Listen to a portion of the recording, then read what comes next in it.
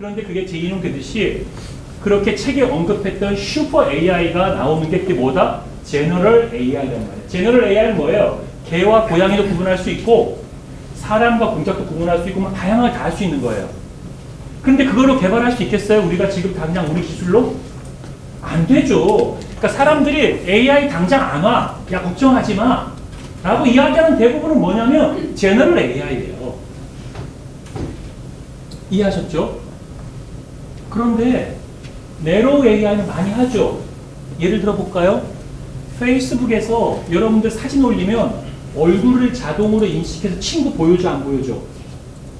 친구 추천했잖아. 그럼 그 알고리즘 가지고요 개를 보여줘 보세요. 개 사진을. 걔 친구 절대 못 찾아내요. 그 사람의 얼굴에만 인식이 돼 있어요. 내로우에. 거기에 최적화되어 있다. 우리가 알고 있는 시리는 뭐에 최적화되어 있어요? 관광 도메인에 최적화되어진 건데 가져다가 제너럴하게 하려고 하니까 에러가 엄청나게 많죠. 그러나 걔네들 에러 있다고 우리가 인공지능 안 쓰고 시리 갖고 막 비웃고 놀리고 그래요? 그게 우리가 되게 단순한 거예요. 그러는 과정에 걔들은 시행착오를 겪으면서 데이터가 쌓이잖아요. 그래서 웃으면서 우리 얘기하죠. 야, 나도 시리도 개발할 나도 그렇게 얘기해요. 나도 누군가 나에게 그 정도의 돈을 주면 더 잘 개발할 자신 있어. 나도 그런 의욕도 있고 실력도 있다고 생각해요. 그러나 더 무서운 거는 5년 뒤, 10년 뒤에, 뭐 2, 3년 뒤에 쉬리는 그러한 많은 데이터가 쌓이고 경험했던 실패의 경험들과 함께 축적한 노하우가 있고 나는 이제 시작하는 거예요. 아무리 좋은 소프트웨어가 나오고 아무리 좋은 뭐가 나와서 한다고 해도 알겠죠? 그래서 그러한 것들이 굉장히 데이터가 쌓이는 시대가 되게 무서운 것이다. 어제 우리 데이터 3법 통과 안 됐잖아요. 그죠? 난 데이터 3법의 통과 유무를 떠나가지고 걱정스러운 거는 그게 옳고 그르고 개인정보가 침해돼서 굉장히 무서운 세상이 오고 안 오고를 떠나서 그런 세상의 위협이 상존할 수밖에 없는 시대를 살아갈 수밖에 없고 더 나아가서는 인간이 가지고 있는 그러니까 이런 생각을 하면 돼요. 대한민국이라는 민족이 평화민족이고 백이민족이고 착화민족이고 우리가 핵미사를 갖고 우리가 컨트롤하고 우리가 세계에 돈을 찍으면 우리는 세상을 질서 있게 잘할 거야. 미국 같은 깡패처럼 안 하게. 그런 자신감만 있으면 우리가 개발하면 돼요. 우리가 그런 자신감 없어가지고 맨날 비둘들 떨면서 쭈삣쭈삣하고 있는 사이에 미국이나 이런 더 큰 곳에서 그런 걸 가지고 우리를 쥐락펴락 할 수 있는 거 아니겠어요? 과학기술이라는 것이. 저는 제 소견입니다만 그런 생각하고 있어요. 여하튼 네로 AI는 이제 개발되고 있어요. 네로 AI. 그 핵심 기능에만 펑션에만 강한 거야. 그런데 그 중에 가장 많이 개발되는 게 뭐예요? 현재 챗봇이라고 이야기 많이 했죠. 챗봇 기반이 꽤 많이 돼요. 그래서 많은 사람들이 어쩔 수 없이 처음엔 이런 식일 거예요. 잡을 잃는다면 굉장히 거부감이 셀 테니까 잡을 보조할 것이다 라고 스며들기 시작했죠. 그래서 이 친구가 의사결정 내를 잡을 보조하겠죠. 그러다가 이제 서서히 그 성과가 드러나면서 잡이 대체되기도 하고 새로운 잡이 나오기도 할 겁니다. 그래서 여러분들이 우리가 살아가는 시대, 특히 여러분들이 자녀들에게 인생을 컨설팅할 때 우리가 맞닥뜨리고 있는 시대가 되게 녹록하진 않을 것이다. 그래서 오늘 우리가 시간이 있을 때 공부를 했으면 좋겠고 오늘 우리가 학점이라고 하는 굉장히 또 이런 걸 보고 있는데 생각해 봅시다. 우리 학점을 평가할 때 뭘로 평가할까요? 제가 이제 여러분 엑셀을 정리할 텐데 그죠? 오늘 발표자 그 다음에 여러분 낸 레포트의 점수, 그지? 그 다음에 거기에 대한 학생들의 반응, 학생들이 발표에 참여한 거, 이런 것도 막 들어갈 거 아니에요, 그죠? 이거를 다르게 한번 생각해 봅시다. 중간고사 점수, 기말고사 점수, 이런 것들 하나의 디멘션, 하나의 하나의 어떤 데이터 입력값이라고 줘봅시다. 우리가 여러분들을 판단할 때에도 제가 그냥 오감이라는 센서로 보고 있죠. 눈 감으면 귀로 들을 거고 눈으로 보니까 여러분들은 3차 공간에서 보이잖아요. 입체 공간에서 그냥 그죠? 근데 여러분들은 보기 위해서 이렇게 좀 시각을 밑으로 봐서 본다거나 위에서 머리 위에서 본다거나 이 친구의 마음에 다른 센서를 보게 된다면 훨씬 잘 볼 수 있다는 생각이 들겠죠. 그런데 그걸 어떻게 수식으로 할 거냐는 거죠. 나는 여러분들한테 아까 중간고사, 기말고사를 다 더하고 앞에 웨이트 값을 조금 줘가지고 0.7을 곱했구나 0.3을 주거나 해가지고 가중치를 좀 주는 정도로 해가지고 처리하겠다라고 하는 계산식을 가지고 여러분들의 평가를 매기는 거잖아요. 그죠? 그런데 그렇게 하지 않고 여러분들의 이메일 값을 딥러닝처럼 막 집어넣는 거야. 물론 슈퍼바이저로 하지 않고 언슈퍼바이저로 라벨링을 붙인다거나 어떤 학생은 성적이 좋다라고 하는 것에 대한 라벨이나 색임을 주지 않고 막 하기 시작하는 거예요. 딥러닝을 시키니까 히든 레이어가 많아지겠죠? 은닉층이 많아지면서 다양한 기법이 되겠죠. 뭐 그 기법들을 통해서. 그러면 자기가 그 웨이트 값을 조금씩 기계가 조정하기 시작하겠죠. 조정하면서 어느 한 순간 딱 나왔던 결과값이 우리 모두가 내가 그럼 막 이 친구가 이렇게 손을 움직인 게 수업에 어떤 의미인지 몰랐는데 이거를 캡처한 것까지 이거 웨이트를 얼마나 주면 좋을까? 뭐 이런 식으로. 근데 내가 이걸 갖고 수식으로 넣어주면 너무나 복잡하잖아. 이게 어떻게 성적에 영향을 미치냐고. 납득이 안 가잖아요. 그죠? 이러한 미세한 것들이 여러 데이터 값들을 기계가 스스로 러닝해가지고 거기에 맞는 수식을 도출하고 그 계산식에 따라서 결과값이 나오는 거야. 근데 그게 모수, 현상 세계를 잘 증명하더라. 잘 구분해내더라. 그렇죠? 그런 신경망의 어떤 이론을 통해가지고 나온 그런 기법들을 통해서 우리가 현실 세계를 많이 설명할 수 있는 곳으로 갔죠. 그러면 지금 하고 있는 고등학교 학생들이 대학을 들어가는 것도 수십 년 동안 인재를 못 찾아온 이유가 여러 가지죠. 대학이 원하는 인재가 어떤 상인지, 이 시대가 요구하는 진짜 리더는 어떤 사람이 되는지, 미래에셋이라는 기업에서 진짜 원하는 기업 사람들은 어떤 사람일지, 어느 정도의 기간 동안에 어떠한 인성, 그래 이타적인 인성, 옆에 친구가 공부 못하는데 설명을 잘해주는 친구의 인성을 높이 평가할 것인지, 공부할 때 조금 때로는 냉정하게 칸막이 딱 올리고 혼자겠다는 스타일을 할 때 그것에 대한 웨이트가 어떻게 줄까? 시대가 변할 때마다 그 웨이트를 어떻게 바꿔줄까? 주관적이잖아, 내가 주면. 그런데 그 많은 변수나 그 많은 여러분들을 바라보는 디멘션 어떤 층을, 그 계층을 여러 개를 다양화시키면서 그 학습 데이터를 러닝 시켜서 나오는 결과값. 그래서 여러분들 AI를 내가 나중에 다음 주에도 조금 시간 나면 약간 설명하고 넘어갈 거예요. 왜냐하면 지금 제가 강의할 시간이 아니니까. 공간에 대한 생각을 하셔야 돼요. 공간. AI는 우리가 살고 있는 바라보는 공간을 축소하거나 확장함으로 해서 새로운 거를 발견하게 해줍니다. 이게 육각 이거 퍼즐 돌리는 거 있죠, 이렇게. 그런 식으로 새로운 공간을 보겠다. 우리가 지금 3차원의 공간에 사는데 센싱이라고 하는 게 오감을 넣어서 5차원의 공간을 이걸 트랜스퍼 시켜버린 거나 이 공간에 축을 새로 놓은 다음에 축을 여러분 회전시켜버린 거거나 공간에 축을 두고 회전시키는 거야. 회전시키면 새롭게 해석되어지고 보인다. 또 여기에 그러니까 우리는 눈으로 사니까 우리가 사는 인지의 세계를 전부로 보면 안 돼. 우리가 사는 인지의 세계는 그냥 눈으로 보는 거야. 인상이 좋은 애 싫은 애야. 근데 여기에 새로운 차원을 넣는 거야. 새로운 공간을, 새로운 값을 넣자고. 그게 베타 값이든, 스칼라를 넣든, 어떤 식으로 뭐라고 넣어보자고, 그냥. 행렬의 형태로 나오겠죠, 그러니까. 수식으로 따지면. 행렬의 형태로 나올 거 아니야. 우리의 차원이나 공간을 이야기할 때. 그죠? 그리고 그 효율성을 따지기 위해서 미분시키고.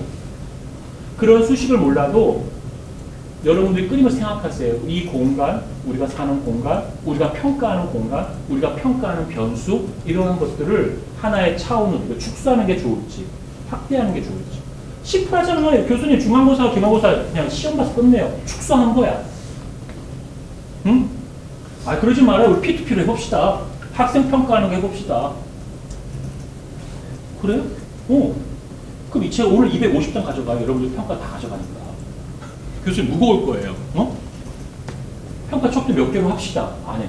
여기 안에 지금 여러분 다 나눴죠? 주제의 필요성, 내용의 참신성, 실현 가능성, 투자의 매력도, 발표의 구성 및 준비. 이런 식으로, 그죠? 이런 식으로 한 것들을 어떻게 조합을 러닝시키냐. 지금 당장 그러한 것들을 구현하거나 만들어내기는 어려울 수 있을 거예요. 그러나 그 프로토타입을 설계하고 그런 비즈니스가 어떤가에 대한 논의하고 생각하면 얼마든지 가능해요. 그래서 여러분들 좋은 이야기 많이 들으시고 거기에 대해서 긍정적인 평가, 의견 많이 달아주시고 냉정하게 비판적 평가는 자기가 이 점수에 주면 돼. 공개할 필요는 없어요. 그리고 배로 긍정적으로 아무리 엉뚱한 말을 해도 너 사업은 이런 식으로 될 것 같다. 너 사업에 내가 이거 추가할게. 커피 판매 사업이야? 그래? 거기에 나는 그러면은 블록체인 기술이 이런 게 들어가면 좋겠다고 그려볼게.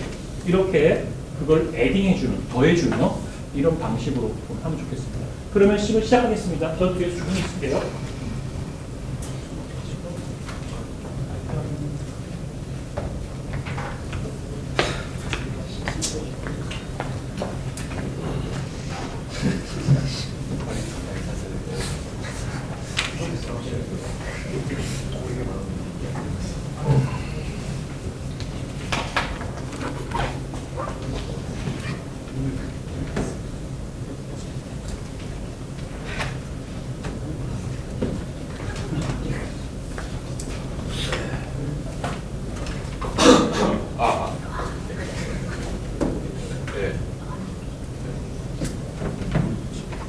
맞아 안 맞아?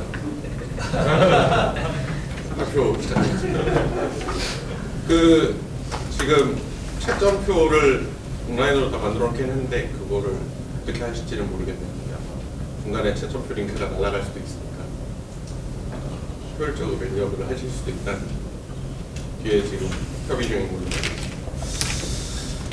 걸로. 시작하겠습니다. 스타벅스는 왜 비치타워를 준다고 난리일까가 제 발표 주제고요. 사실 이게 지난 여름에 가만히 이렇게 커피를 사 먹다가 커피 사 먹으니까 이제 비치타워를 준다고 뭐 스티커를 정립을 해주더라고요. 그래서 이걸 왜 줄까? 뭐 이런 생각을 하다가 이제 그때 조금씩 뭐 끄적여 놨던 거를 그냥 모아가지고 발표 준비를 만들었습니다. 안 넘어갔네.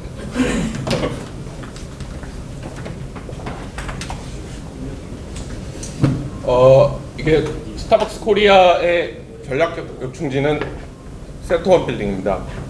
아시는지 모르겠지만 미래 센터원 빌딩을 기준으로 반경 2km 내에 팀장님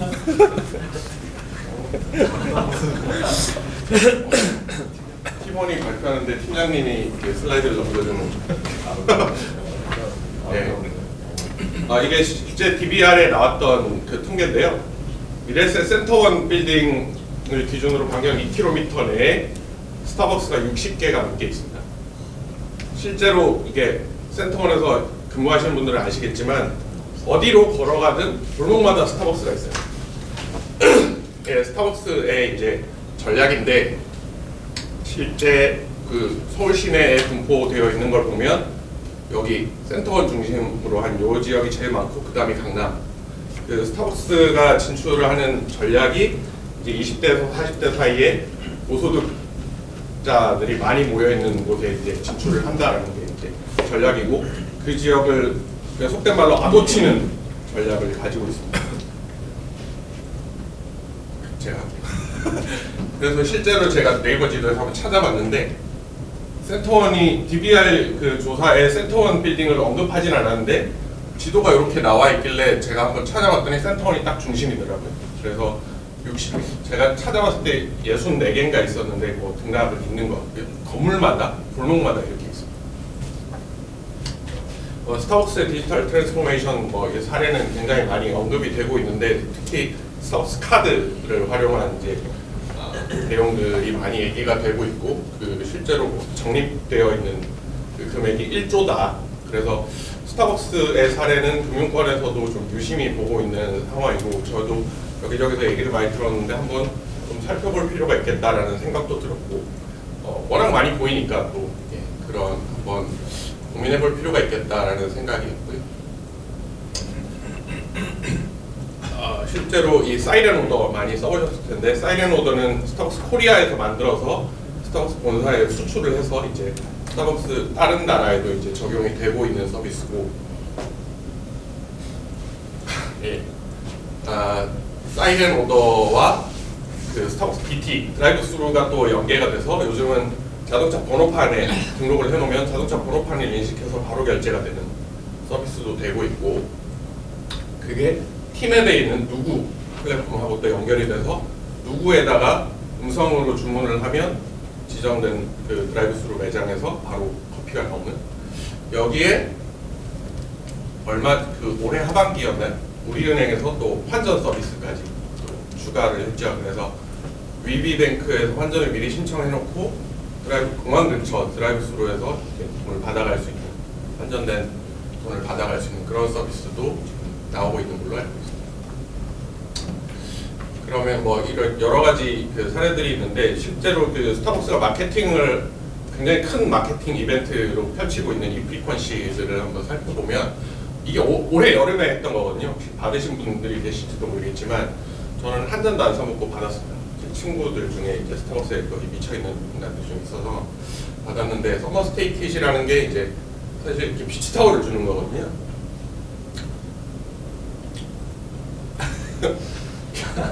서머 스테이 킷이라고 이제 그럴싸하게 적혀 있는데, 서머 타월과 서머 백을 주는, 비닐백을 하나 주는 겁니다. 비치 타월이랑 타월을 감을 수 있는 가방을 주는 거거든요. 근데 서머 스테이 킷이라고 이렇게 예쁘게 포장을 해놨습니다. 그래서 보시면 아시겠지만, 계피 그러면 촌스러운 것 같은데 시나몬 그러면 우아하게 보이고, 장화 신으면 일하러 가야 될 것 같지만 레인부츠 신으면 데이트하러 가야 될 것 같은 그런 마법을 쓰고 있는 게 아닌가라는 생각이. 그래서 비치 타월 드립니다가 아니라 서머 스테이 킷 이벤트를 하고 있습니다라고 해서 이걸 핵인싸템으로 만들어버리는 그런 마법을 애들이 부리고 있습니다. 그래서 이게 제가 계산을 해봤어요. 비치 타월 하나 받으려면 얼마를 써야 되냐. 그래서 일반 음료 15잔에 블렌디드 음료 3잔을 먹어야 되는데, 일반 음료는 그 오늘의 커피 숏 사이즈로 3,300원 계산을 했고, 블렌디드 음료는 5,000원에서 6,900원 사이니까 3잔 하면은 최소 투자가 64,000원을 써야 되는 상황인 거죠. 그냥 64,000원 좀 비치 타월 하나 사면 되는데 왜 이 짓을 하고 있나, 이런 생각도 들고요. 이게 스마트 스토어에서 팔리고 있습니다. 팔렸습니다, 실제로 그 이벤트를 하는 동안. 그래서 배송비까지 하면은 한 4만 원 정도에 살 수 있는, 이 사람들은 그걸 어떻게 소싱을 해오는지 모르겠어요. 그냥 커피를 다 사먹고 이렇게 가져오는 건지, 아니면 애초에 그냥 가서 그냥 다 사와서 파는 건지. 근데 이것도 엄청나게 많이 팔리고 있는데 이것도 매진이 되는 상황이거든요. 실제로 유튜브에 보면 이 프리퀀시 아이템을 리뷰해주는 동영상이 있습니다. 서머 스테이 킷 비치 타월 실물을 확인하고 디자인 결정하세요. 이런 영상들이 있었고요. 댓글이 엄청나요. 이쁘네요. 여름이 기다려질 정도로 너무너무 예뻤어요. 이런 댓글들이 막 달립니다. 보면 제가 재고가 확인이 되거든요. 스타벅스 앱에서. 그래서 재고 확인을 해봤더니 나온 지 얼마 안 됐는데 다 재고 없음이에요. 실제로 지난 겨울에 제가 다이어리를 이제 받으려고 친구들한테 스티커를 다 모아가지고 다이어리를 받으려고 이제 네이비 컬러 다이어리를 받으려고 갔는데, 회사 근처에서 걸어서 갈 수 있는 매장들에는 다 매진이었어요. 네이비 컬러가 특히 인기가 좋아서. 그래서 집에 가는 길에 신당역에 내려가지고 스타벅스 신당점에 가서 7개가 나와 있다고 해서 받아왔거든요. 그 정도로 이게 핫 아이템입니다. 그리고 20주년 킷, 이거는 나온 지 며칠 안 돼서 그냥 없어졌어요. 품절했어요. 서울 시내 거의 스타벅스 매장은 다 품절했어요. 완전히 그 저걸 득템하면 핵인싸가 되는 그런 상황이 있습니다. 지금 이제 겨울에는 또 플래너를 줍니다. 지금 이제 이게 올해 그 겨울 플래너 지금 주고 있는 건데, 올해가 시작. 34잔을 마시자. 왜 34잔이냐면 17잔 마시면 다이어리를 주는데, 올해는 또 하나가 추가돼서 라미 펜이 추가돼서 2개를 태기를 할 수 있거든요. 그래서 둘 다 받으려면 37잔을 마셔요. 34잔을 마셔야 되는 거죠. 돈을 엄청나게 쓰는 거죠. 그리고 이 쿠폰, 이 프리퀀시 쿠폰을 서로 주고받을 수 있기 때문에 쿠폰 한 장을 4,500원에 팔기도 한답니다. 그래서 4,500원 보내주면 내가 쿠폰을 보내주는 거죠. 이 밑에 보시면 소셜미디어에 한 달 내내 스타벅스 갈 것, 2배로 가중된 스타벅스 노예 불래, 뭐 이런 댓글들도 나오고 있다고 합니다. 더 독해진 상술이 있는데, 올해 들어서 더 독해진 상술이, 이 기간 동안 17잔의 음료를 모두 다 마시면 다이어리 2권 준다. 라고 선착순을 붙여버린 거죠. 그래서 미친놈들 막 이러고 봤더니 제 지인 중에 11월 1일에 벌써 2번을 받은 사람이 있었어요. 받아서 페이스북에 올려가지고 받았다. 그랬더니 댓글이 또 엄청 해요. 댓글 20명. 부러워요. 이런 댓글들이 또 달리더라고요. 대단하다. 이거 원래 돈 벌려고 프로모션을 한 건 아닌 것 같은데, 이거 자체로 돈 벌려고 프로모션을 한 건 아닌 것 같은데 이걸로도 돈을 벌고 있구나라는 생각이 먼저 들었고요. 여기도 스타벅스 다이어리를 파헤쳐 보았다. 이 리뷰 영상에 여기 우픽이라는 요 계정에서 올리는 그 스덕후가 있습니다. 스벅에 빠진 덕후들이라고 해요. 스덕후 영상 시리즈가 있거든요. 스타벅스에서 나오는 각종 아이템들을 다 리뷰해주고 있어요. 여기 보면 다이어리 감상을 위해 자막 효과를 최소화하였습니다. 스타벅스 다이어리에 열광하는 사람이 이만큼 많다. 여기 댓글들도 보시면 정신 못 차리겠죠. 이 프리퀀시를 이렇게 열광을 하고 있는데 과연 이거를 하는 이유가 뭘까? 그게 궁금했습니다. 그래서 그러니까 어디 물어본 건 아니고 그냥 제 자의적인 판단이고 제 머릿속으로 생각을 해본 건데, 첫 번째는 판매 촉진이 가장 기본적으로 프로모션일 것 같고요. 두 번째는 신제품 베타 테스트입니다. 이게 실제로 사 먹어보신 분들은 아시겠지만 미션 음료 중에 3개가 좀 비싼 게 있잖아요. 새로 토피넛 라떼 같은 거. 기존에 원래 잘 안 팔던 건데 갑자기 하나 끼어들어서 되게 맛이 없어요. 실제로 이게 제일 맛이 없거든요. 근데 신제품 베타 테스트를 하려고 얘들이 이걸 하나씩 껴서 계속 하고 있는 게 아닌가. 그래서 반응이 좋으면 정식 제품으로 팔면 되는 거고, 안 좋으면 그냥 없애버리면 되는 거고. 그래서 그런 베타 테스트의 목적도 있지 않나라는 생각을 해봤고요. 고객 유지. 이게 아까 아시겠지만 스타벅스의 노예가 될래요. 노예 분례가 시작됐어요. 고객을 리텐션하는 굉장히 큰 그 고객의 충성도를 높이는 그런 이벤트로 또 활용되고 있지 않나라는 생각이 들었고요. 마지막으로 제가 생각을 했던 건 앱 사용을 유도하는 게 가장 큰 목적이 아닌가라는 생각이 듭니다. 실제로 스타벅스 카드를 자동 충전해놓고 돈이 얼마 빠져나간지도 모르고 그냥 막 쓰는 사람들이 굉장히 많은 걸로 알고 있는데, 점점 더 스타벅스 카드를 쓰는 사람이 많아지고, 스타벅스 카드에 이 카드가 있어야 이 프리퀀시 적립이 되고, 그걸 가지고 아이템이 어디에 뭐가 있는지 확인이 되고, 그걸로 교체를 하고 이렇게 되니까 이 앱을 안 쓸 수가 없는 거예요. 앱을 사용하는 걸 계속해서 유도하는 그런 전략이 있지 않나 라는 생각이 들었고요. 앱을 왜 사용하도록 할까? 왜 앱을 사용하게 하는 걸까? 그럼 데이터 수집이라는 생각이 들었습니다. 앱을 쓰면 무조건 데이터가 모일 수밖에 없어요. 그럼 얘들은 무슨 데이터를 볼까? 그걸 생각을 해봤거든요. 앱으로 결제할 때 어느 매장에서 먹는가? 주중, 주말, 출근 시간, 퇴근 시간, 크리스마스, 휴가 시즌에 어디에 가서 먹는가?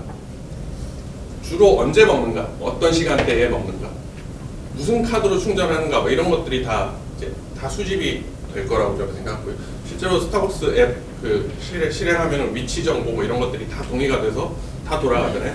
그러면 스타벅스 카드로 매일 커피 한 잔씩을 출근할 때든지 퇴근할 때든지 아니면 친구 만날 때든지 일하다가 따분할 때든지 이렇게 마시면 내 생활 패턴이 다 그냥 저장이 됩니다. 생활 패턴과 동선이 다 저장이 되는.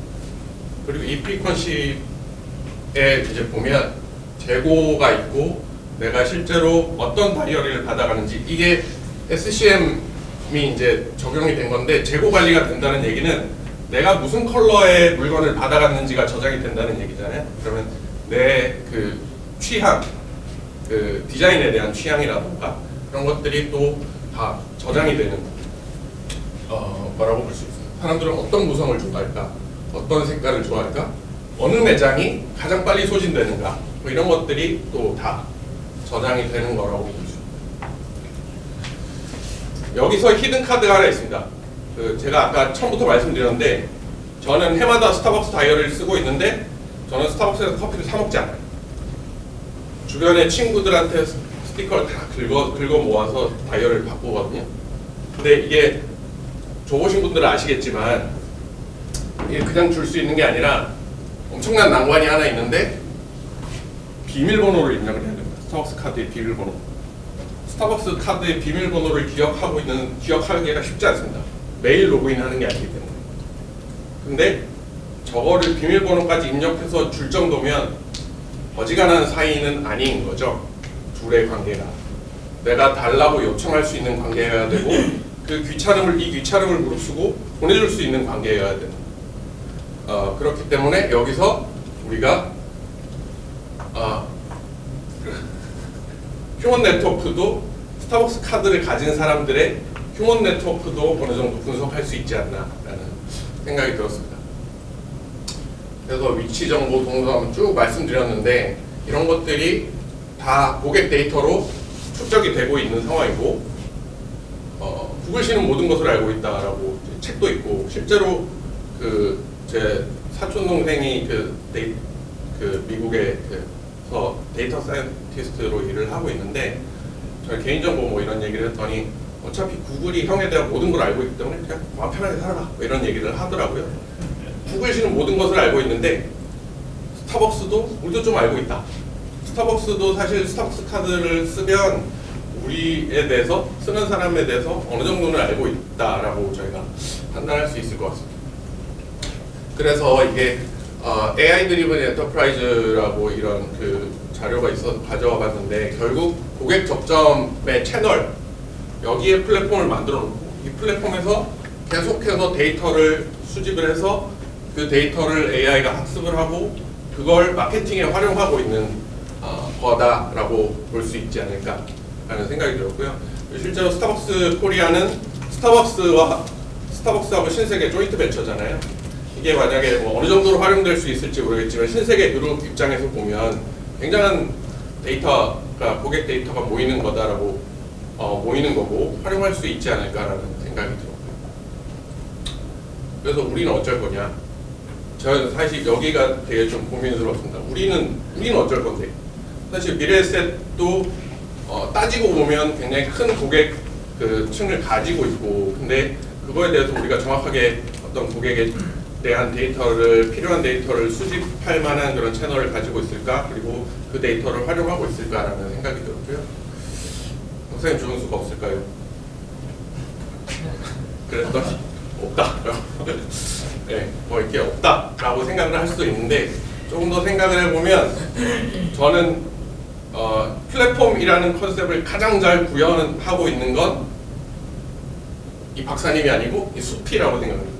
자연에 있는 숲이 가장 최고의 어떤 플랫폼이지 않을까. 상호 호혜적인 관계를 가지고 전체가 이제 발전해 나가는. 그래서 우리가 이런 숲에 가까운 플랫폼을 만들어야 되지 않을까라는 생각이 들었고요. 실제로 제가 올해 되게 좀 인상 깊게 읽었던 책 중에 뉴파워라는 책이 있습니다. 뉴파워에 보면 이게 약간 정치서적 같은 느낌인데 잘 읽어보면 정치 사례들도 많이 등장을 하고 그렇지만 여기에 보면은 실제로 교수님 수업 시간에 몇 번 얘기했던 참여의 사다리 그 개념도 좀 나오고 그리고 이 개념들을 잘 살펴보면 결국 우리는 이 플랫폼을 어떻게 설계할 것인가 어떻게 설계하고 거기에 사람들을 끌어들여서 신권력이라고 얘기되는 사람들을 끌어들여서 커뮤니티를 만들어갈 것인가라는 그런 어떤 해법들을 좀 제시를 하고 있는데 실제로 올드파워 우리도 어쩌면 올드파워에 가까운 구권력에 가까운 사람들일 수도 있지만 신권력 지금 얘기되는 밀레니얼 세대라던가 G세대의 사람들의 특성을 보면 직접 자기 컨텐츠를 만드는 거를 되게 좋아하고 남들이 만들어 놓은 걸 공유하고 그걸 재생산하는 것들을 즐기는 사람들이라는 걸 알 수가 있습니다. 그래서 그 플랫폼 안에 모이는 커뮤니티를 구성하고 있는 요소들을 보면 플랫폼이 있고 그 중에 열성적인 참여자 나서는 사람들이죠. 컨텐츠를 굳이 만들어서 올리고 아까 스타벅스 스더쿠 같은 영상을 만들어서 올리는 사람처럼 그 다음에 참여자 그냥 사다 쓰는 사람 이렇게 좀 세 부류로 볼 수 있을 것 같은데 먼저 플랫폼이라는 관점에서 보면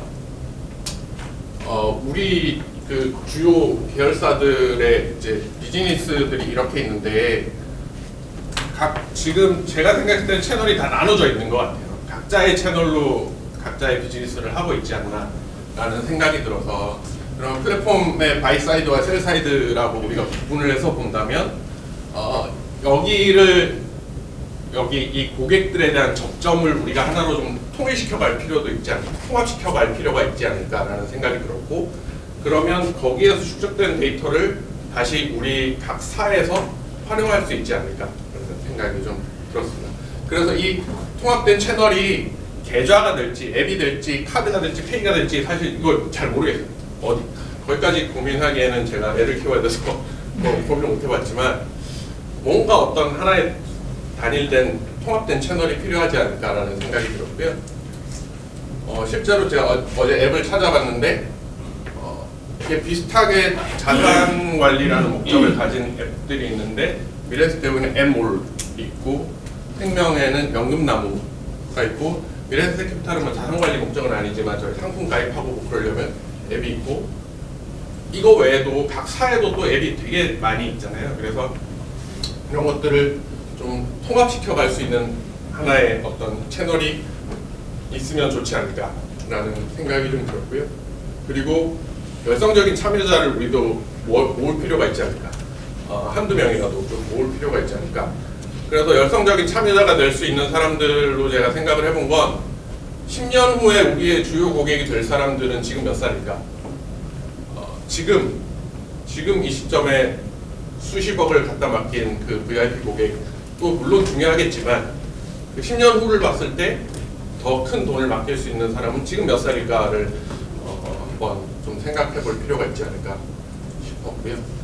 그러다 보니 지금 G세대라고 일컬어지는 밀레니얼 세대들의 특성도 한번 살펴볼 필요가 있겠다. 개인주의적인 성향 뭐 이런 것들이 있는데, 그래서 이 G세대들이 열광을 하는 최근의 어떤 트렌드, 뉴트로라고 하는 그런 것들도 우리가 좀 활용해 볼 필요가 있지 않을까라는 생각이 들고요. 이렇게 힙지로, 뭐 진로이즈백, 그다음에 오비, 요즘 이런 그 뉴트로 마케팅들을 되게 많이 하고 있잖아요.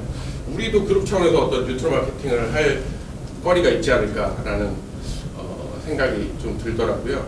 그리고 하나 더 넘겨서 리이슈를 한다면, 우리는 이 시절의 그 추억들이 있지 않습니까?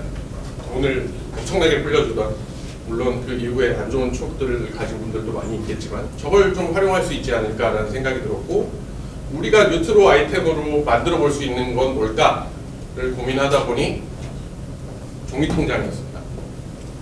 종이통장, 이건 뭐 이렇게 이게 대단한 아이템이 아니라 뭐 작은 아이템 하나로 이제 생각을 해본 건데, 종이통장을 어떤 그 프로모션 아이템으로 만들어서 이렇게 좀 활용할 수 있지 않을까라는 생각이 들었고요. G세대의 감성 중에 병맛, 솔직함 뭐 이런 것들이 또 있는데, 혹시 이게 보셨나요? 참이슬 백팩, 곰표 패딩, 이런 것들이 다 병맛 아이템들이거든요. 이 참이슬 백팩은 49,000원에 나왔는데 지금 중고 사이트에서 30만 원으로 팔립니다. 한정으로 나와서. 이 정도로 사람들이 열광을 하거든요. 그런 아이템들을 우리가 좀 이렇게 미래에셋 그룹이 가지고 있는 특유의 그 진지함을 좀 버리고 이렇게 좀 접근할 필요가 있지 않을까라는 생각이 들었고, 그래서 뭐 이게 뭐냐면 돈봉투입니다. 그 용돈 봉투 같은 건데 뇌물이라고 적혀 있는 이런 것들을 우리가 좀 아이템을 활용을 해서, 그 아까 통장을 말씀드렸는데, 통장을 나만의 통장으로 만들어서 소유할 수 있게 하거나 아니면 선물을 줄 수 있게 만드는 그런 아이템들을 좀 활용해서 그걸로 단일된 통합된 어떤 플랫폼 채널 이쪽으로 사람들을 모은다면, 그 뭐 이렇게 단기간 내에 막 수만 명이 모이거나 이럴 수는 없겠지만, 거기에서부터 점점 확산해서 고객 데이터를 계속 축적해 나갈 수 있지 않을까라는 생각을 해봤습니다. 다음 페이지가, 네. 그래서 제 결론은 통장을 만들자. 종이 통장을 만들자. 데이터 축적을 위해서 종이 통장을 만들자.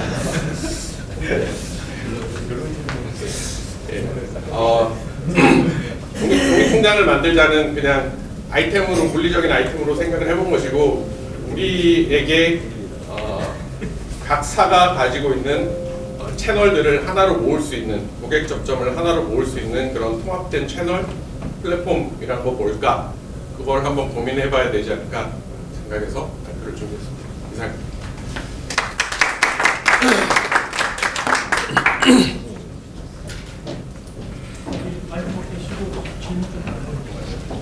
여러분 저기 지금 통장만 얘기했는데요. 제가 처음에 잔소리 할게요. 통장만 얘기했는데 거기에 대해서 좀 추가하거나 나 통장에 카드 넣고 싶다. 이렇게 그 시스템을 넣고 싶다. 이런 얘기를 조금 해주셔야죠. 도움을 주셔야죠. 그리고 도움 주시고 나서 저기 도어기법 일 자기는 쓰세요. 네, 말씀해 주세요. 무엇이든 물어보세요. 다시 한번 말씀드리지만 예, 제 자의적인 판단이고 예. 스타벅스 카드에 저희 팀장님이십니다. 이해합니다. 데이터 말고도 사실 카드 안에 그 잔액이 굉장히 많다고 제가 들었거든요. 몇 조가 된다고 들었는데 그거를 어떻게 우리가 금융그룹이니까 그거랑 연결할 방안이나 이런 게 있으면 좋을 것 같은데 혹시 그거에 대해서는 고민해 내용이 없을까요? 그것도 이제 생각을 해봤는데 그 스타벅스 카드 자체를 하나의 CMA로 만들어 버리면 되지 않나 그런 생각도 해봤었고 안 되면 다 CMA니까요. 그래서 그게 만약에 스타벅스 카드가 뭐 위탁 계좌 혹은 CMA처럼 기능을 할 수 있다면 스타벅스 카드에 충전된 금액으로 펀드를 바로 매수를 하거나 모험 청약을 하거나 이렇게 이체해주면 되는 거니까 그런 방법도 한번 생각해 볼 수 있지 않나라는 생각이 들었고 또 아까 적립된 금액 아직 사용되지 않은 적립된 금액이 조단이라고 말씀하셨는데 우리나라에서만 1조가 넘고 미국에서는 뭐 4조, 5조 뭐 이런 수준으로 알고 있습니다. 그러면 고객 입장에서 생각해 보면 그 돈은 내가 10,000원을 충전해놨는데 10,000원이 그냥 놀고 있는 거거든요. 아이드머니로 그냥 아무것도 안 하고 그냥 놀고만 있어요. 요즘 놀고 있는 통장, 놀고 있는 돈을 놀지 못하게 하려고 파킹 통장이라는 개념으로 계속 나오는데 그것도 따져보면 CMA거든요. 그래서 그 돈이 혼자 들어가서 놀지 못하게 계속 뭔가 돌아가면서 조금이라도 1원이라도 만들어낼 수 있게 그렇게 가야 되지 않나. 그러면 저희가 스타벅스 코리아랑 이렇게 좀 연계해서 저 스타벅스 카드 자체를 어떤 투자의 기능이 좀 있는 그런 카드로 만드는 것도 방법이지 않을까. 그런 생각은 한번 해본 적이 있습니다. 예. 질문은 아니고 그냥 계속 이제 통합 플랫폼에 대한 얘기 때문에 앱의 통합 이런 얘기를 했는데 그때 갑자기 통장을 만들어요. 이왕 통장을 만드는 거면 그 약간 뭐 이지백이잖아요, 그죠? 그 감성을 든다고 하면 거기에 편의 기능으로 부서 전체 자산을 한 번에 모은다거나 예, 그렇죠. 다른 어차피 마이데이터나 네. 오픈뱅킹이 되니까 다른 내 모든 금융을 총괄할 수 있는 으로 가면 좋을 것 같아요. 네네. 실제로 저는 맞아. 에몰 앱을 되게 많이 쓰고 있는데 그냥 뱅크샐러드도 나오자마자부터 지금까지 잘 쓰고 있거든요. 근데 뱅크샐러드는 사실 그 신용카드 비교해 그 가계부로 시작을 한 거잖아요. 우리도 뭐 상품가입에서부터 그런 걸 시작해서 이제 오픈뱅킹도 되고 하니까 자산 관리가 다 됩니다. 실제로 이제 뭐 어디 굳이 끌어들여서가 아니라 보험도 여기서 바로 가입할 수 있고 보험도 이렇게 뭐 조회가 되고 연금도 조회가 됩니다. 라고 이제 애초에 그거를 뭐 굳이 우리가 따지면 토스나 뱅크샐러드 같은 그런 자산관리 기능 우리도 이미 가지고 있는 거니까 그거를 확대해서 좀 적용을 할 수 있지 않을까 그런 생각이 듭니다. 그건 개인적인 생각인데 스타벅스에 보면 별을 모으잖아요. 근데 그 CMA 그런 것도 좋지만 별을 예를 들어 30개 모았다. 그래서 미래스를 방문한다. 그러면 보너스 쿠폰을 준다든지 이런 형태로 그분들의 어떤 자산도 있지만 네. 그분들의 어떤 프로모션을 통해서 그들이 모아놓은 스티커처럼 그걸 다 모아보시면 저희 미래스에서 추가 쿠폰을 드린다든지 아니면은 ES를 사셔도 보너스 0.5 쿠폰을 더 드려요. 뭐 이런 식의 프로모션도 좀 재밌을 것 같아요. 열을 증식시키는 사실 얘는 스타벅스 고객들은 막 돈이 많은 사람이 약간 땡땡하고 있잖아요. 소득층. 그러니까 그런 사람들이 모일 수 있는 프로모션으로 그런 거 괜찮을까요? 증권사 마케팅에서 더 없으시면 시간상 마무리하시죠. 네 마치겠습니다.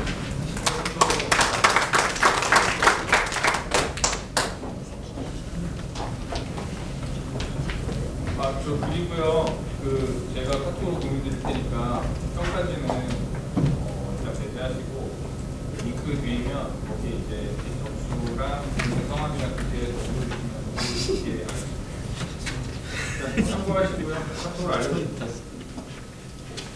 그리고 저희가 아직 8시부터 발표해야 되는데 조금 더 타이트하게 해주시면 감사하겠습니다. 이거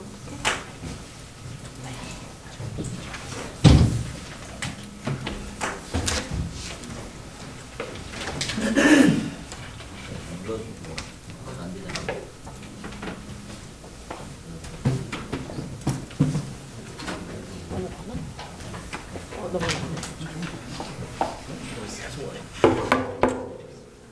발표 시작하겠습니다.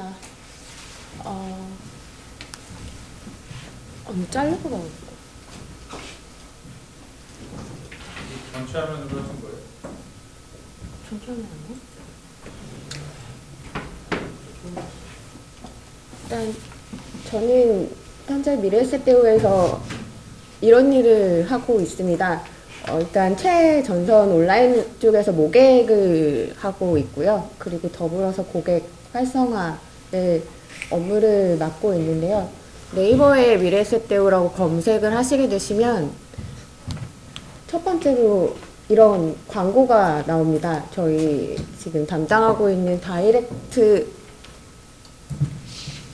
고맙다. 마이크 해야 되나요? 안 들려요. 하고 있는 일은 이런데 사실 마케팅이라고 하면 마케팅이라고 할 수 있는데 지금 제가 생각했을 때는 사실 고객들이 스마트폰이나 이제 온라인 쪽에서 접점이 많다 보니까 제 생각에는 제일 최전선에서 고객을 만나고 있지 않나라는 생각을 하고 있는데요.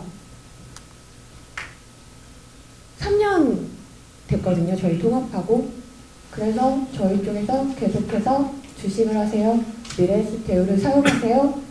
모객을 계속 온라인상에서 하고 있는데요. 아무리 모객 수가 2만 명, 3만 명, 5만 명 늘어나도 주식 거래하는 비중이 35%를 넘어가지를 않더라고요. 그래서 이게 왜 자꾸 35%에서 늘어나지 않을까? 저희가 사실 보면 연간 광고비가 회사 전체는 아니고 저희 부분이나 이제 뭐 온라인 광고비 대략 연간 한 60억 정도? 그리고 마케팅 리워드로 뿌리는 게 한 30억 정도가 되거든요. 그래서 저희가 올해 한 40만 개가 넘어간 것 같고, 근데 35%, 13에서 14만 명 정도밖에 활동을 안 하더라고요. 그래서 도대체 주식 왜 안 하지? 어떻게 하면 우리 주식을 하게 할 수 있지?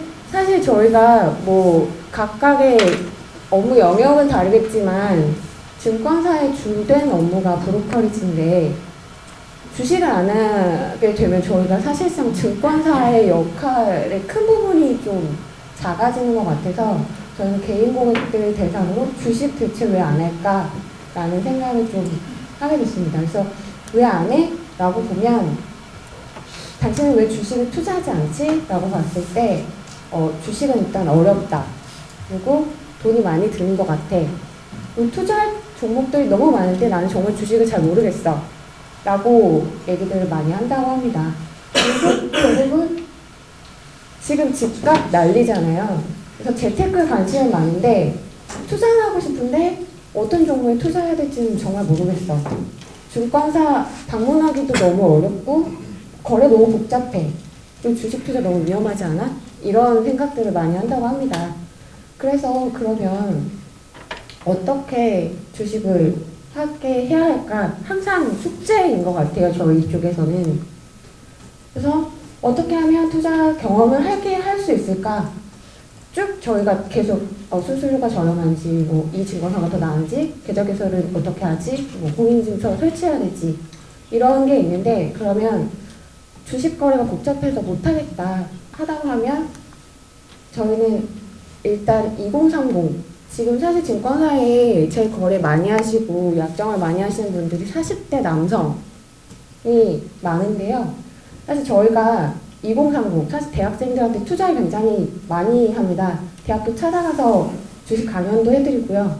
뭐 모의 투자도 하고 해서 굉장히 투자를 많이 하는데, 이런 건 이제 훗날 주식 투자 경험을 해서 훗날에 저희 고객으로 잠재 고객으로 유치를 하기 위함인데요.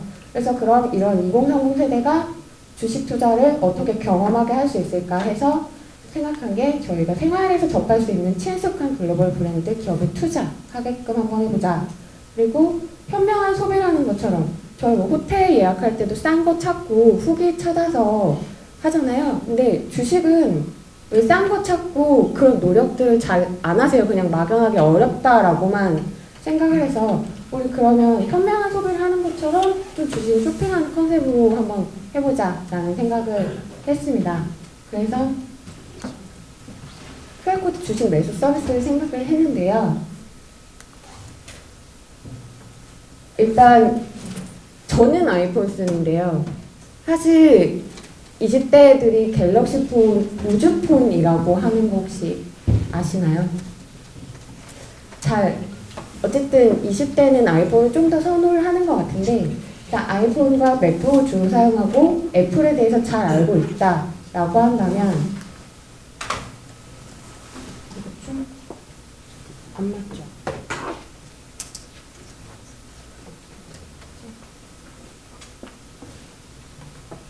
일단 애플 매장에 들어가면, 전 갤럭시는 사용을 안 해서 잘 모르겠는데 애플 매장은 좀 쉽게 들어갈 수 있어요. 가서 체험해보고 만져보고 이거 더 좋네 라는 걸 좀 체험을 잘 하게끔 되어 있는데, 애플 매장 내 디스플레이 뭐 아이폰을 보러 갔다라던가 아니면 맥북을 보러 갔다라던가 하면 액세서리를 직접 체험하면서 옆에 비치된 QR코드를 보는 거죠.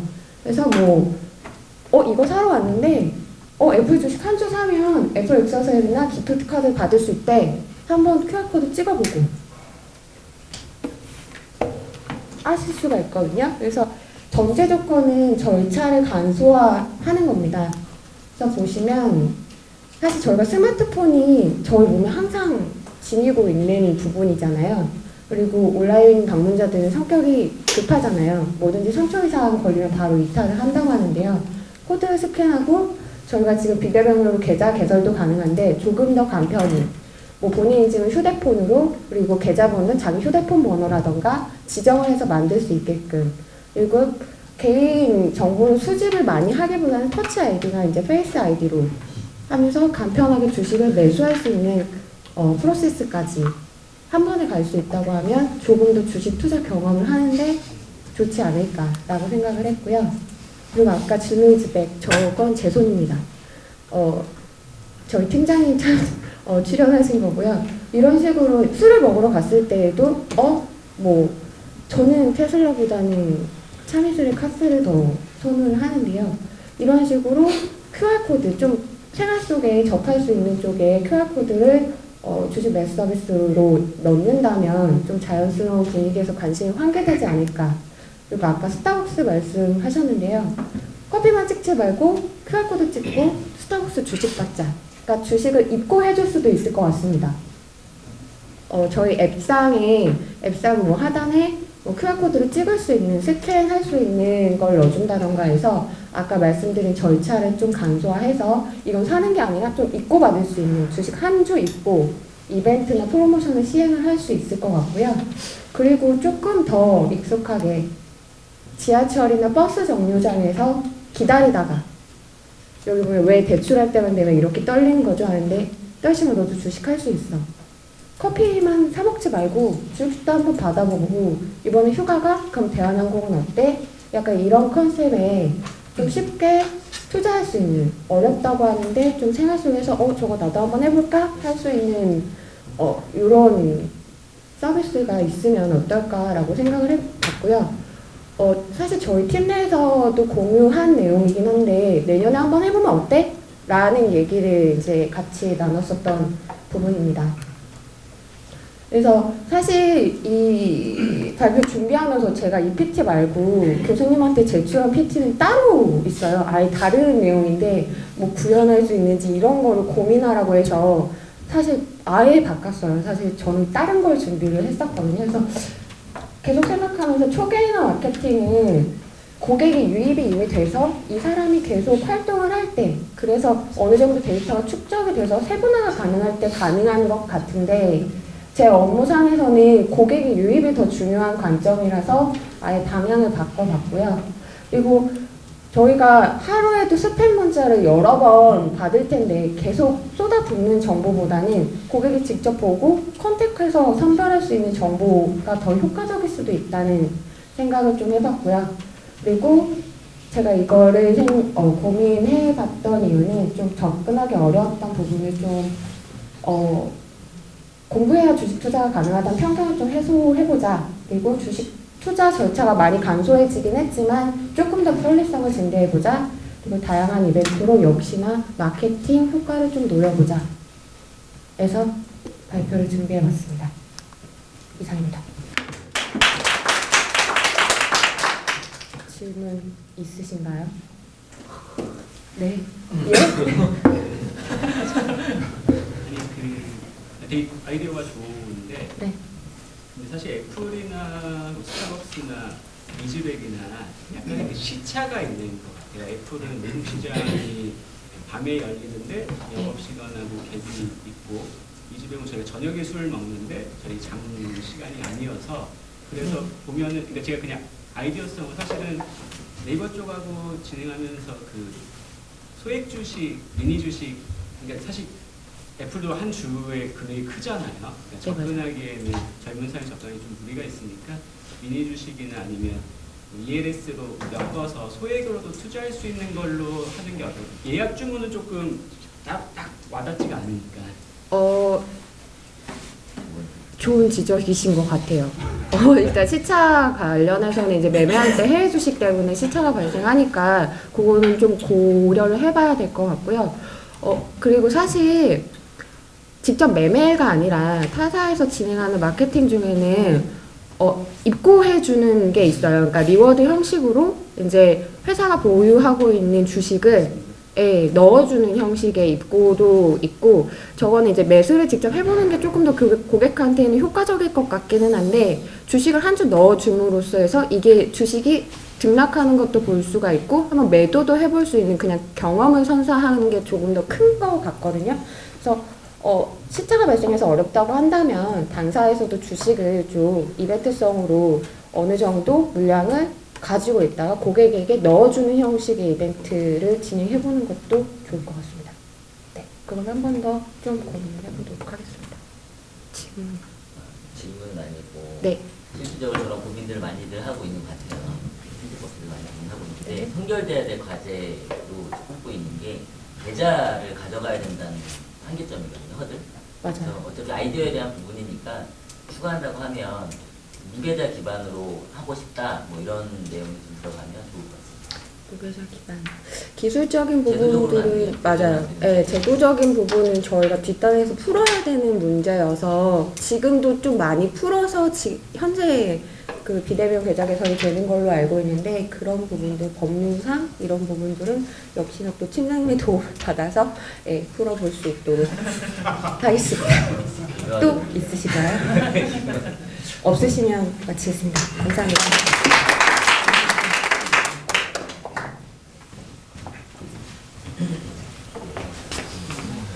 아까 전에 위아래 어떻게 근데 이거 넘겼어요. 최대한.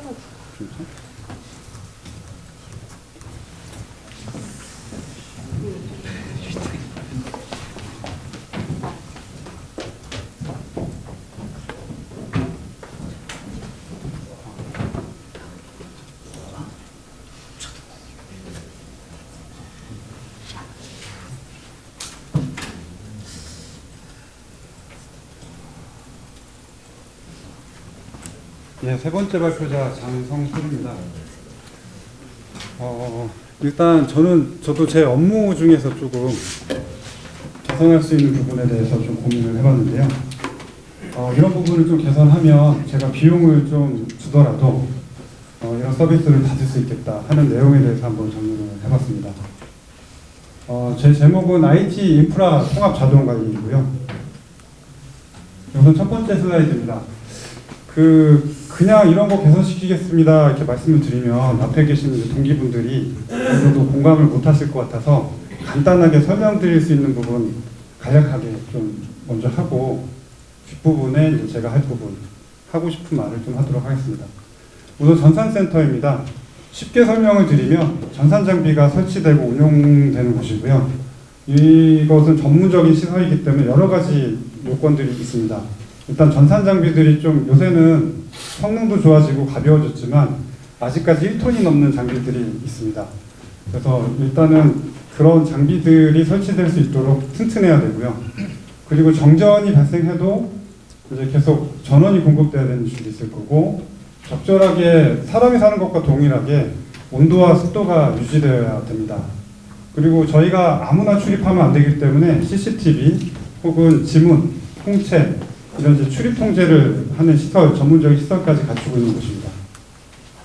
그리고 전산센터에는 이제 서버나 네트워크 같은 이런 이제 전산 장비들이 설치되게 되고요. 그리고 서버 위에는 OS나 DBMS 이런 시스템 소프트웨어들이 설치되게 되고, 고객분들께 서비스되는 어플리케이션도 설치되어 운영되게 됩니다. 그리고 이 부분은 이제 자체적으로 구매하고 자체적인 시설에 설치해서 운영을 하기도 하고요. 그리고 이제 저희가 상반기 때도 1학기 때도 수업 들었듯이 그 클라우드 서비스 형태로 저희가 특정 이제 비용을 지불하고 쓰는 형태로 운영할 수도 있습니다. 그리고 이 부분은 이제 효율적인 이제 운영을 위해서 가상화를 해서 운영할 수도 있고요. 단독으로 구성해서 운영할 수도 있습니다. 그래서 이런 그 IT 운영 환경에 대해서는 적절한 성능 관리와 장애 관리를 진행을 해야 되는데요. 이 부분은 궁극적으로 무정지 시스템을 구현하기 위해 진행하고 있습니다. 그러면 이런 무정지 시스템을 위해서 하는 관리 활동에 대해서 간략하게 또 한번 언급을 하고 갈 건데요. 우선 그 서버나 네트워크 이런 장비에 대한 이중화 구성을 하기도 하고요. 저희가 이제 온라인상으로 대부분 모든 TR들이 오고 가기 때문에 연결되어 있는 회선에 대한 이중화도 진행하고 있습니다. 그리고 뭐 중요도에 따라서 데이터 센터 자체를, 전산 센터 자체를 이중화하기도 하고요. 그리고 이제 계획된 그 점검 시간이죠. 그 시스템 정기 IPL이라고 불리는 이제 이런 시간을 잡고 좀 미비했던 부분이나 보완해야 되는 부분들을 진행하기도 합니다. 그리고 성능 및 장애 테스트를 통해서 그 서비스에 대한 품질이나 가용성 높이는 작업들도 하게 됩니다. 예, 그리고 뭐 외부 보안 공격에 좀 보호하고자 이제 보안 시스템 운영하기도 하고요. 뭐 이런 것들 총괄해서 1년 365일 이제 전문 인력들을 투입해서 시스템 모니터링을 진행하고 있습니다. 근데 그럼에도 불구하고 여러분도 잘 아시겠지만 장애율 0%는 존재할 수가 없습니다. 그 IT 인프라 운영 관리 문제를 이제 장애 관리 측면에서 좀 정리를 해봤는데요. 저 처음에 입사할 때만 해도 이 장애에 좀 되게 관대했어요. 그래서 보통 한 뭐 수분에서 수십 분 정도 장애가 나도 크게 이제 문제가 되지 않았는데, 요새는 이제 모든 업무들이, 모든 서비스들이 이제 온라인 기반으로 올라가게 되다 보니까 이 장애가 나면 저희가 심지어는 이제 옷을 벗어야 되는 뭐 이런 상황까지도 발생을 하고 있습니다. 당연한 얘기고요. 한 4가지 정도로 정리를 해봤는데, 그래서 이제 안정적인 시스템 운영을 위해서 그 실제 그 제품을 제조한 제조사나 전문적인 기술 지원 업체와 높은 비용을 들여서 유지 보수 계약을 체결하고 있는데, 실질적으로 장애 처리가 원활하지도 않고요. 실제 만족도도 매우 낮은 실정입니다. 그리고 그 이제 글로벌한 업체들이 대부분인데, 그 업체들조차도 실제 이제 저희가 요청하는 그런 그 요청에 대해서만 제한적이고 소극적으로 지원하는 실정입니다. 그리고 이제 사람이 하다 보니까 실제 지원 절차도 복잡하고, 또 이제 분석이나 진단 오류 등이 발생해서 장애가 지속이 되거나 혹은 동일한 장애가 반복해서 발생하는 경우도 발생하고 있습니다. 그리고 요 근래 이제 하드웨어 성능이 굉장히 좋아지다 보니까 그 하나의 하드웨어에 다양한 시스템 소프트웨어나 프로그램들이 깔리게 됩니다. 그러다 보니까 이제 복잡성이 되게 증가하게 되고요. 그리고 이제 보안 쪽도 이슈가 되고 있는데 이제 주기적으로 보안 사고가 터집니다. 보안 사고가 터지면 그에 따라서 이제 그 추가적으로 설치해야 되는 솔루션들이 계속 증가하고요. 또 추가되는 시스템들이 증가해서 시스템 구성에 대한 복잡성은 계속 증가를 합니다. 결과적으로는 이제 장애 처리하는 데 좀 문제가 되는 상황입니다. 그래서 고민을 좀 해봤는데요. 우선 좌측에 보시는 대로 당연히 이제 관리의 대상 장비들이 있을 겁니다. 여기에서 이벤트와 로그를 수집을 하고요. 이게 밑에 보시는 그림이 이제 현재 대부분 이제 진행하고 있는 형태의 그림입니다. 고객이 직접 발생하는 이벤트와 로그를 수집해서 1차 지원 엔지니어에게 전달을 합니다. 하지만 대부분 1차에서 끝나는 경우는 없고요. 2차, 3차까지 이제 지원을 받고 심지어는 그 뒤에 해결을 못하면 4차, 5차도 있습니다. 근데 보통 이제 3차까지 가면 평균적으로 이틀 이상 시간이 흘러가고요. 중간에 이제 그 관련되어 있는 사람들끼리 커뮤니케이션 오류가 발생하거나 혹은 이제 추가적인 진단을 위해서 로그 수집을 해야 되는 경우는 뭐 일주일 넘게도 가는 경우가 있습니다. 그래서 이제 개선한 부분이 이제 위쪽에 보시는 그림인데요. 일단 이 그림에서 보시면 사람이 관여하지 않습니다. 사람이 전달하는 게 아니고요. 그 실제 관리해야 되는 그 대상의 이벤트와 로고들이 이쪽에 보시는 파란색으로 표현됐는데 기술 지원하는 업체의 시스템에 자동으로 전달될 수 있도록 개선을 하고요. 이 데이터가 수집이 되면 또 자동으로 분류되고 검색되고 학습되고 또 이 내용을 가지고 실제 이제 온라인을 통해서 고객분들께 예방, 권고, 장애 분석, 대응 방법, 장애의식까지 제시하는 이런 형태를 생각을 해봤고요. 이런 결과들을 통해서 이 자체적인 모델을 또 계속 개선시킬 수 있을 것 같습니다. 물론 이제 그 부품 교체나 이런 부분들은 기존처럼 온라인 서비스를 오프라인 형태로 엔지니어를 통해서 받아야 될 거고요. 이 부분 다시 정리해보면 이제 고객사의 데이터와 실제 그 기술 지원하는 업체의 데이터를 통합해서 수집하고 분류하고 검색하고 분석해서 학습합니다. 그리고 이제 당연히 학습은 다양한 머신러닝 그 기법을 통해서 그 데이터를 수집하고 또 축적해서 이제 고객 서비스를 제공할 건데요. 우측과 같은 이제 온라인 서비스를 제공할 수 있을 것 같습니다. 당연히 온라인이니까 좀 신속하게 제공이 가능할 거고요. OS 패치 정보, 최신 펌웨어, 호환성 리포트. 그러니까 이 부분이 지금도 실은 있거든요. 기술 레터나 이런 것들 메일 통해서 보내주시곤 하는데 이게 이제 차이점은 고객의 시스템 구성 정보를 가지고 이제 이런 정보를 보내주기 때문에 그에 맞춘 이제 최적화된 정보를 전달할 수 있을 것 같고요. 그리고 좀 더 발전시키면 뭐 장애에 대한 부분, 성능에 대한 부분, 좀 더 세부적인 분석 리포트를 제공할 수도 있을 것 같습니다. 그리고 뭐 장애 이력 관리 같은 걸 통해서 좀 더 효율성을 높일 수도 있을 거고요. 좀 더 발전을 시키면 실제 발생하지 않아도 장애를 예측하거나 혹은 장애가 발생했을 때 그에 따른 조치를 자동으로 할 수 있도록 하는 부분까지 구현이 가능할 수 있을 것 같고요. 그 부분은 이제 메일이나 혹시 챗봇 기반의 메신저나 전화나 포털, 그러니까 다양한 형태로 다양한 채널을 통해서 서비스를 제공할 수 있을 것 같습니다. 이거는 간단하게만 얘기하겠습니다. 인프라 통합 자동 관리 서비스는 국내외 자체 혹은 임대 등 모든 IT 인프라 관리 부서 혹은 업체를 대상으로 할 거고요. 그리고 서비스 항목은 일단은 1차적으로 시스템과 시스템 위에 설치되는 시스템 소프트웨어 정도로 생각하고 있는데 위로는 전산센터, 밑으로는 어플리케이션까지도 확장 가능할 수 있을 것 같습니다. 그리고 가격 정책은 뭐 대상 장비 수량이나 서비스 내용 및 범위 그리고 이제 기간에 따라서 정할 수 있을 것 같고요.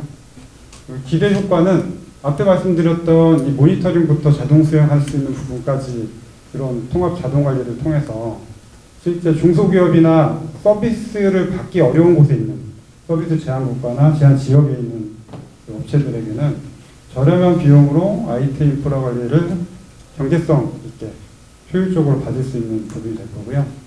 그리고 이제 대기업에게는 실제 그 IT 인프라 관리를 복잡한 인프라 관리를 좀 단순화시켜주고 또 기존에도 이제 체계가 잡혀 있을 거기 때문에 그 부분에 조금 더 고도화시킬 수 있는 그런 기회를 제공할 수 있게 될 것 같습니다. 네, 이상입니다.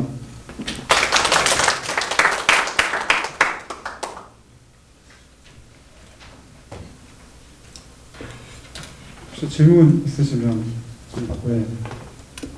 실제로 저기 증권에서 서비스를 하려고 생각하시는 비즈니스 모델인가요? 아니요, 그렇지는 않고요. 제가 아까 처음에 이제 말씀드렸던 것처럼 지금 이제 저희도 몇십 개 업체랑 유지보수계를 맺고 있는데 하다 보면 문제들이 있더라고요. 돈은 돈대로 나가는데 이제 좀 늦은 서비스도 듣고, 또 아까 전에 이제 복잡성 증가한다고 말씀드렸는데 A 업체랑 B 업체랑 C 업체가 같이 엮여 있다 보니까 매번 분석하다 보면 속도도 늦는데 본인들 영역에서는 문제가 없다라고, 이런 부분들, 상충하는 부분들이 계속 있어서, 이런 부분들은 실은 그런 제조업체가 직접 할 수도 있지만 아예 이제 그런 부분들을 데이터베이스를 모아서 아예 독립적으로 통합관리 자체를 해줄 수 있을 것 같아서 이런 부분을 할 수 있지 않을까 정도의 생각이라고 말씀드릴 수 있을 것 같습니다. 하신다고 하면 캐피탈 입장에서는 견적서 받아가지고 배꼽살이를 거니까요. 네, 혹시 또 질문 없으시면 좀 마치겠습니다.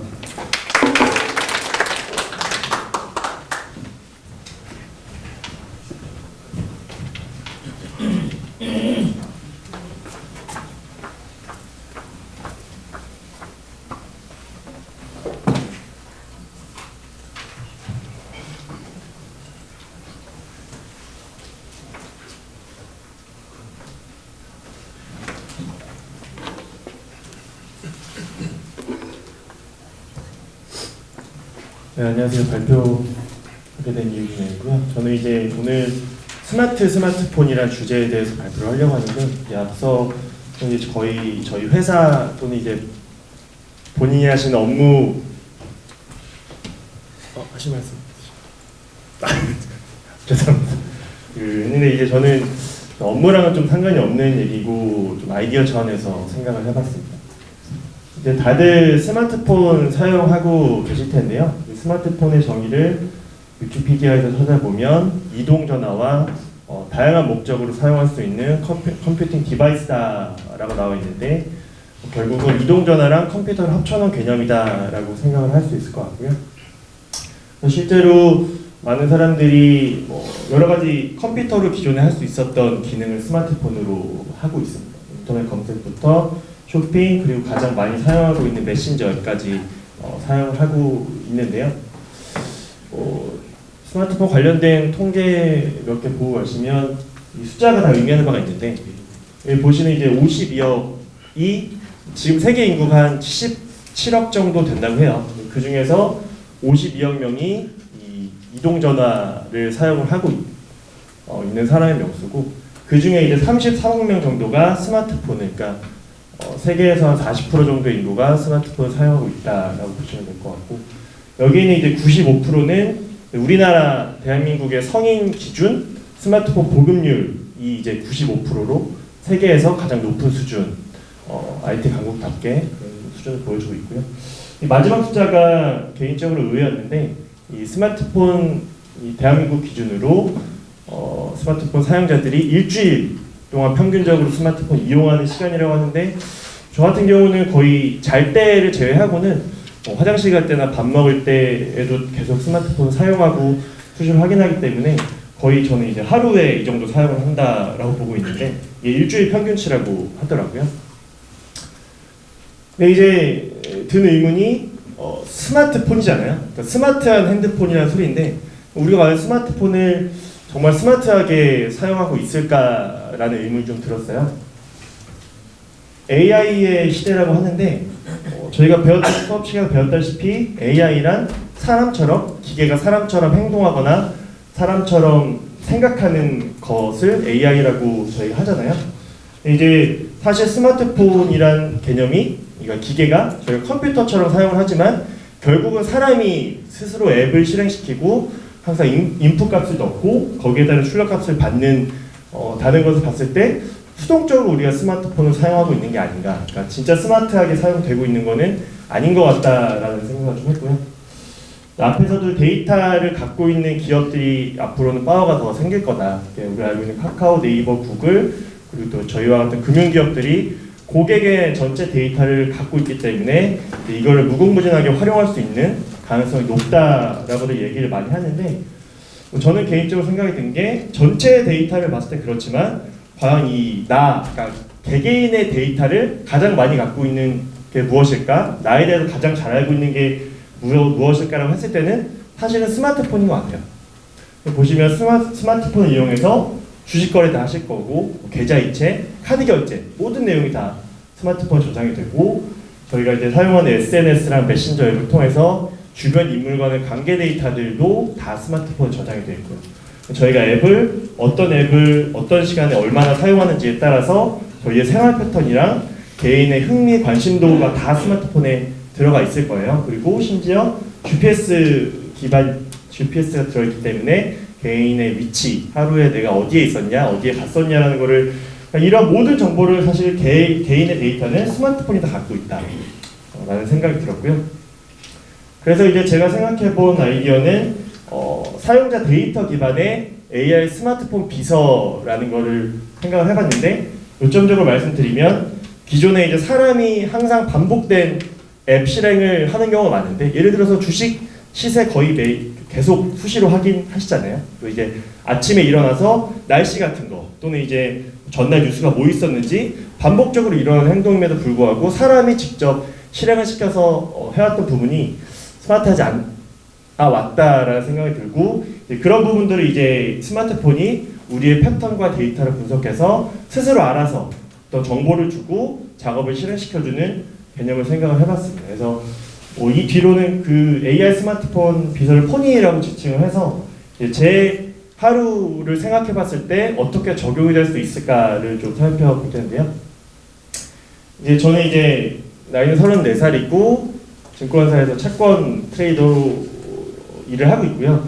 이제 특이사항이 직장까지 1시간 걸리는 위치에 주거를 거주를 하고 있고 또 그 출근하는 가운데 대중교통을 굉장히 많이 이용합니다. 근데 이제 아시다시피 증권사가 출근이 빠르기 때문에 매일매일이 이제 출근과의 전쟁, 그러니까 뭐 이번에 바로 오는 버스를 타냐 못 타냐에 따라서 지각을 하고 정시에 도착하고 이런 매일 아침 이런 부분을 하고 있는 상황이다라고 컨텍스트를 이해하시면 될 것 같고요. 그래서 이제 알람은 스마트폰 알람은 다 사용하실 텐데 뭐 기본 알람은 보통 사용하실 거예요. 근데 이제 이 포니의 경우에는 이 사용자가 평소에 듣는 음악 앱을 통해서 자주 듣는 노래들에 대한 데이터를 갖고 알람음을 매일 변경을 해주는 거죠. 좋아하는 힙합 노래를 번갈아 가면서 알람음으로 자동으로 변경해주는 뭐 이런 서비스를 해줄 수 있을 것 같고요. 이제 보통 기상에서 알람을 끄고 나시면 보통 개인적으로 확인하시는 게 다 있으실 거예요. 오늘 비가 올 건지, 오늘 뭐 날씨가 어떨지에 대한 날씨 데이터부터 해외 주식 하시는 분들은 전날 미국장이 어땠는지 거의 반복적으로 이제 내가 실행을 하는 부분인데 이 부분을 이제 포니가 내 앱 실행에 대한 패턴을 분석을 해서 내가 이제 기상 후 알람을 끄는 순간에 끈 직후에 이런 내가 매일 아침에 루틴하게 확인한 데이터를 자동으로 업데이트를 해주는 이런 부분을 저희한테 줄 수 있을 것 같고요. 이제 저한테는 가장 와닿는 부분인데 출근에 기상을 해서 출근 준비까지 제가 한 10분 정도 걸려요. 거의 좀 빠르게 하는데 그리고 이제 10분 정도 걸립니다. 저희 집에서 5분 거리에 있는 지하철역으로 가서 그럴까요? 네. 근데 이제 5분 정도 걸리는 지하철역으로 가서 지하철을 탈 수 있고 바로 앞에 있는 버스 정류장에서 버스를 탈 수가 있어요. 근데 이제 어떤 거를 타냐에 따라서 이 지각을 하고 출근 정시에 도착하냐 항상 바뀌거든요. 그래서 항상 준비한 후에 나가면서 이 지하철 정보 앱과 이 버스 도착 앱을 사용해서 다음에 올 버스 시간을 항상 확인하거든요. 그래서 내가 가장 빠르게 갈 수 있는 길을 선택을 하고 만약에 이게 사이즈가 안 나오면 택시를 부르는 그런 식으로 하는데 사실 이게 거의 매일 반복적으로 아침에 항상 하는 행동 패턴인데 이 포니의 경우는 이런 제가 이제 최초에 일어나서 알람을 끄는 시간을 기상 시간으로 인식을 하고 내 출근 평균 준비 시간을 이제 설정을 하고 그거에 따라서 이런 부분은 자동으로 그러니까 지금 네가 10분 정도 기상 후에 걸려서 나갔을 때 지하철이 바로 도착을 할 거다 또는 지금 뛰어나가면 버스를 잡을 수 있다. 근데 만약에 이게 이 둘 다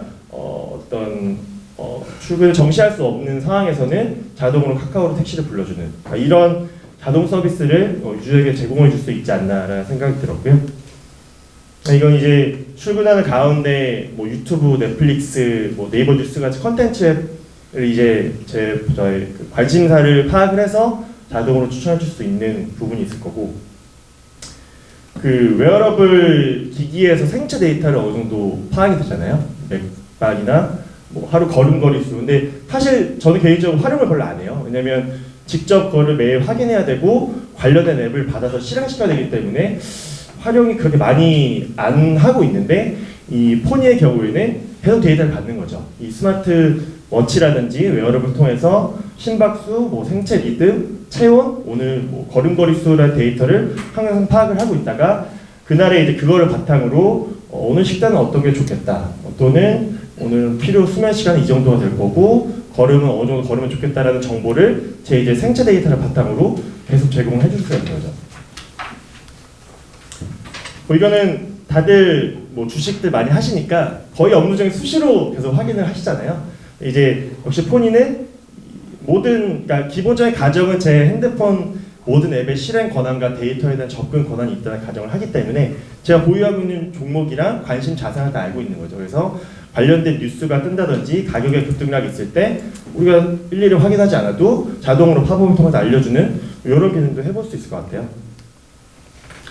저희가 이제 뭐 가장 많이 사용하는 앱이 메신저 앱으로도 저희에 대한 엄청난 데이터들을 많이 파악을 할 수가 있는데, 뭐 카카오톡 앱을 통해서도 많은 대화 내용이 다 들어가 있잖아요. 예를 들어서 제가 오늘 뭐 오세현 형님이랑 점심 약속이 있다. 그러면은 오세현 형님과의 카카오톡을 한 내용, 대화 내용을 뭐 NLP 저희가 배우고 있는 그걸 분석을 해서 이 형님과 저의 관계는 어떤 관계고 예전에 만났을 때는 뭘 먹었고 그리고 오늘은 몇 시 어디서 만날 거, 이거를 분석을 해서 레스토랑 뭐 메뉴 같은 거를 자동으로 추천해 줄 수 있는, 저희가 항상 약속이 있으면 반복적으로 하는 행동도 있잖아요. 이 또한. 그래서 이런 부분을 스스로 알아서 저희에게 추천해 줄 수 있는 이런 것도 가능할 거라고 생각이 듭니다. 이제 앞서 보셨다시피 웨어러블 기기를 통해서 얻은 저희 생체 정보를 뭐 수업 시간에 교수님께서 말씀 잠깐 해주셨지만 스마트 가전, 그러니까 스마트 침대나 스마트 의자 같은 게 대표적인 예가 될 텐데, 이렇게 되는 거예요. 저희의 이제 제 생체 정보를 이 포니가 이미 알고 있다가 수면 시에 이 스마트 침대에게 컨트롤을 해서 뭐 어떤 그에 적절한 수면 음파를 뭐 뇌파 이런 거를 발산해 준다든지, 뭐 기온을 온도를 어느 정도 맞춰준다든지 이런 부분을 스마트 가전에 대한 컨트롤까지도 제 생체 기반 데이터를 바탕으로 컨트롤을 자동으로 해볼 수 있을 것 같습니다.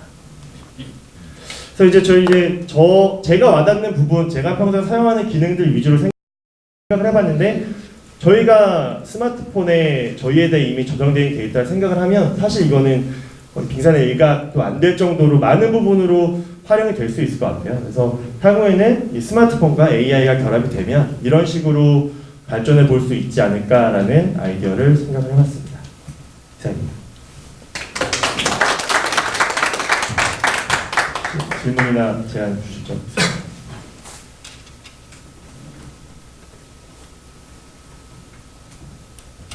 혹시 스마트폰 뭐 쓰세요 지금? 저는 갤럭시 노트 혹시 그 빅스비 쓰세요? 빅스비 사용하지 않습니다. 근데 저도 많이 쓰진 않은데 네. 아까 교수님이 실이 말씀하셨지만 빅스비가 지금 말씀하신 거에 일정 부분은 커버를 아마 해주고 있을 거예요. 뭐 저 같은 경우는 예를 들면 차를 탔을 때 핸드폰 세팅을 어떻게 할지 네. 빅스비 루틴이라고 있거든요. 차를 탔을 때 내 차와 블루투스 연결이 되면 볼륨은 어떻게 하고 음악은 어떤 앱이 실행되고 뭐 얘는 어떻게 할지 이런 것들을 어느 정도 설정을 할 수가 있어요. 그래서 한번 써보셨으면 아이디어는 되게 좋고, 근데 저는 이런 것들이 계속 데이터가 쌓이고 발전이 되면 분명히 애플이나 삼성에서도 그런 것들을 분명 연구를 하고 있을 것 같고, 아무튼 여기 계신 분들이 빅스비나 이런 부분을 조금 잘 활용해 보셨으면 하는 마음에서 정보를 네, 말씀해 주신 대로 빅스비라는 그런 부분이 어느 커버를 하고 있다고 생각이 저도 들고, 아마 이제 여기서 좀 더 나아가면 우리가 그런 설정 자체도 사실 하지 않아도 되는 거죠. 인공지능이 사람처럼, 그러니까 비서가 있다고 생각하면 비서가 알아서 우리의 그런 부분을 우리 얘기 안 해도 해주는 부분으로 좀 더 진화할 수 있는 그런 부분이 될 수 있을 겁니다.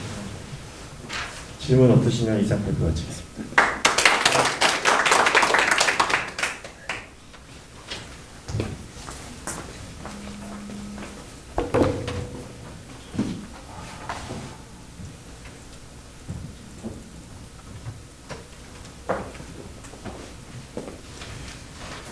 예, 이번 발표를 하게 된 백전호라고 합니다. 예, 저는 일단 뭘 할 수 있을까 생각해봤는데요. 저희 회의록 어떤 시스템 한번 생각해봤거든요. 저희가 어쨌든 회의를 하게 되면 결국은 끝난 다음에 그 회의에 대한 결과물들이 필요하게 되잖아요. 현실적으로. 그래가지고 회의가 끝난 후에 저희는 회의록을 작성을 하게 됩니다. 하지만 근데 어려운 점들이 하나 있죠.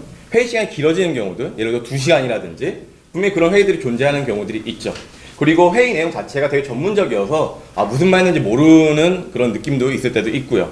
또한 회의 시간이 긴다든지 아니면 여러 가지 말을 하다 보니까 내가 그 말을 했었나? 아니면 저분이 그렇게 얘기했었나? 헷갈리는 경우도 현실적으로 존재를 하게 됩니다.